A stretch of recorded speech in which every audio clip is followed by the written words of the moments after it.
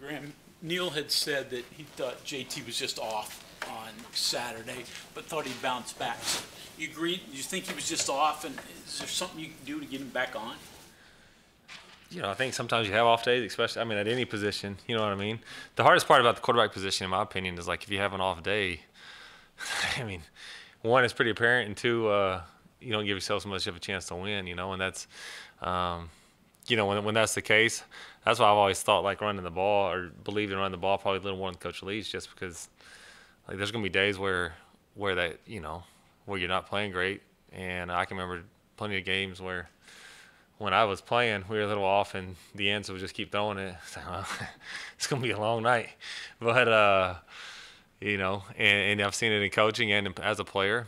And that's, like I said, when that's the case, you really need other guys to either be able to run the football well or other guys step up and kind of get you out of the funk. But, sometimes that happens. And like I said, at the quarterback position, it's hard to overcome. You look at them, the first area you look at, 200 yards a game, they're giving up on the ground rushing. Why do you see that? What do you see in there that's allowing them to give up that many yards? I think there's probably a lot of factors that go into that,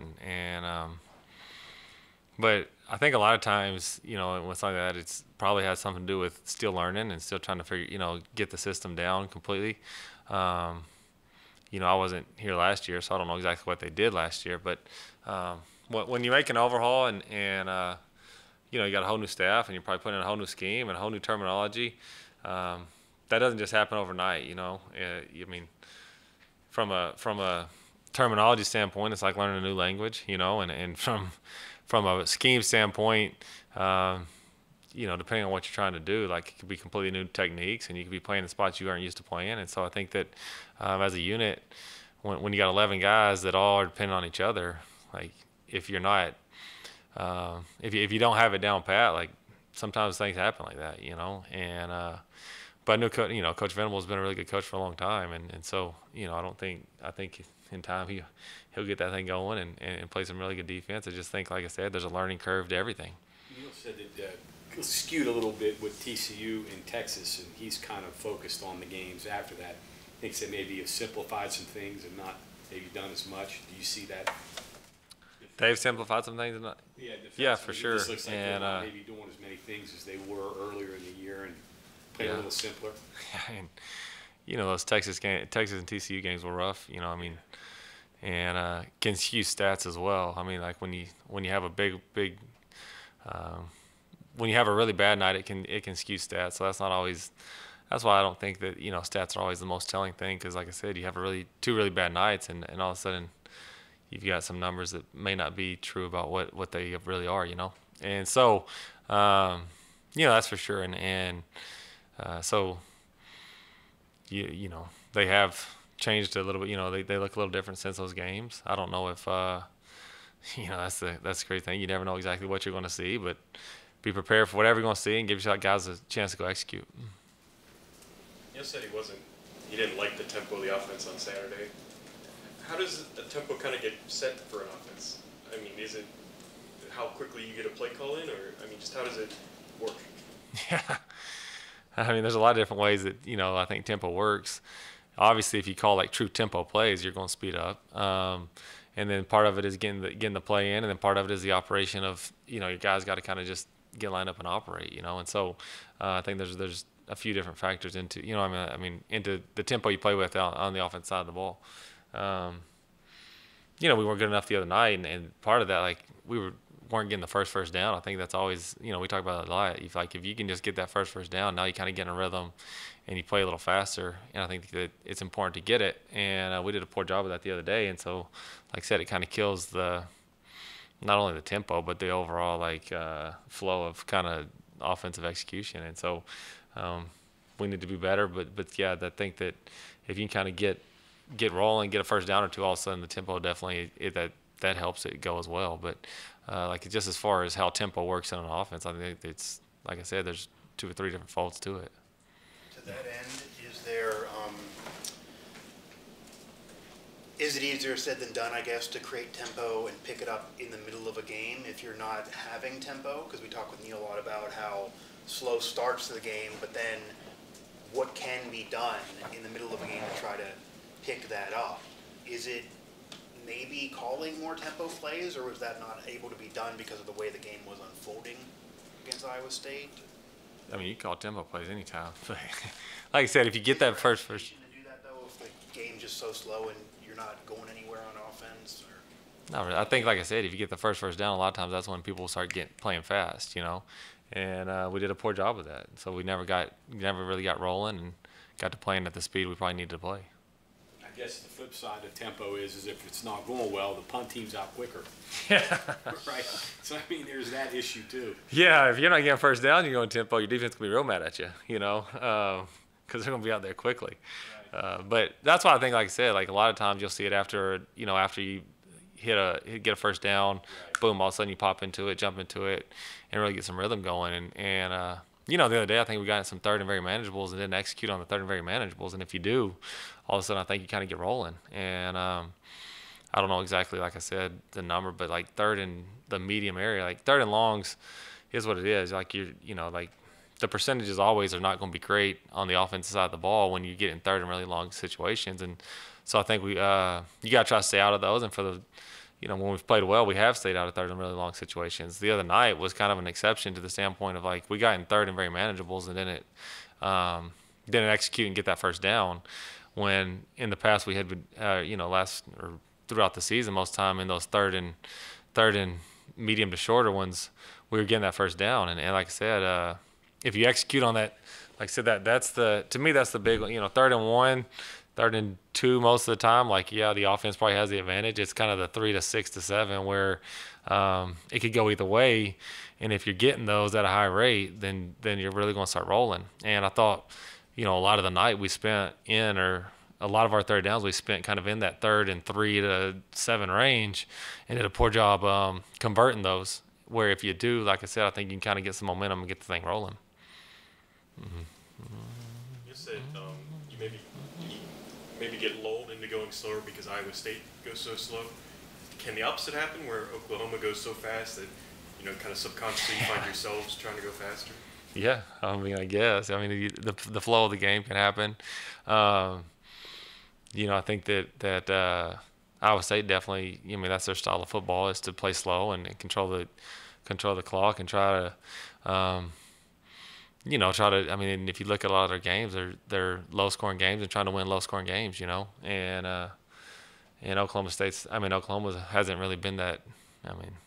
On offense, they're trying to go as fast as they can and score. And like I said, if you can get them 3 and out, they're off the field in a hurry, and you can get the ball back real fast. But yeah, I think that the natural flow of the game, that definitely happens. But again, the other night, like I said, if we could have got rolling, just boom, we hit a first down, I think you'd see a faster pace. We just did a poor job, like I said, kind of getting that first one and executing early in the drives. Return of Tony do, just speaking on the return of Tony, because obviously he wasn't their last game, struggling third down. Justin played well. No question. I thought Justin probably played. If you're just judging individual performances, he probably played better than anyone, and he didn't have a ton of competition in that category, but he probably played the best of any of them. And but having Tony back would definitely help. I think that Tony's a guy that has quite a bit of experience. He's been here for a little bit longer, and Tony loves football and enjoys bouncing around, and like I said, it brings good energy.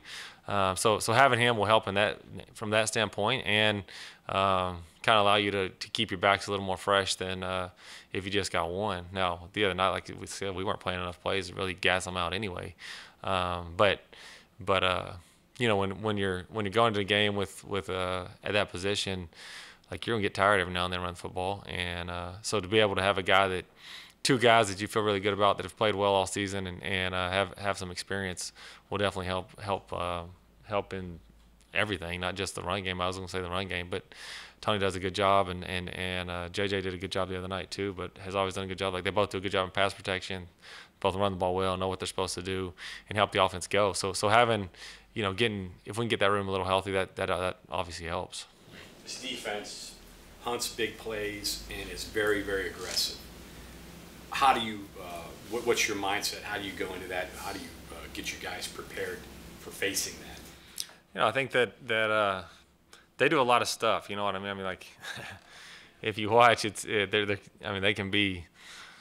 I mean, they can give you a million different fronts. It feels like a million different coverages. They like I said, they have a whole lot of calls, and I think a lot of that's kind of to create chaos and try to create the negative yardage plays. And you know, I think when we play well, we do a good job avoiding negative yardage plays, and I think that's going to be really important. And kind of like I said earlier, like in third down situations, if you take a couple negative yardage plays and you get in third and really long situations, I mean, you're obviously going to try to get it, but the percentages aren't great for you.